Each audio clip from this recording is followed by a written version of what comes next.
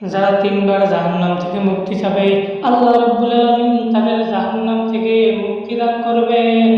এজন্য আপনাদের আমাদেরকে তিনবার, প্রত্যেক দিন তিনবার পাঠ করতে হবে, আল্লাহুম্মা আজরিনি মিনান নার, আল্লাহুম্মা আজরিনি মিনান নার, আল্লাহুম্মা আজরিনি মিনান নার।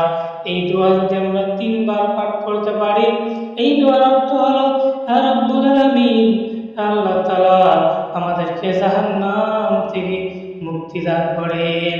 আমরা যদি তিনবার বলতে পারি, আমরা যদি দিনের প্রত্যেক দিন তিনবার পাঠ করতে পারি, আল্লাহ রাব্বুল আলামিন আমাদেরকে জাহান্নাম থেকে মুক্তি দান করবেন। আর এই কথা রাসূল সাল্লাল্লাহু আলাইহি ওয়াসাল্লাম নিজেই হাদিসের বর্ণনায় বলেছেন। তাহলে আপনাদের আমাদেরকে অবশ্যই তিনবার পাঠ করতে হবে, আল্লাহুম্মা আজরিনি মিনান নার। এই দোয়া আমরা তিনবার পাঠ করলে আল্লাহ রাব্বুল আলামিন আমাদের জন্য জান্নাতের ব্যবস্থা করে দিবেন। সকল বলে আমিন।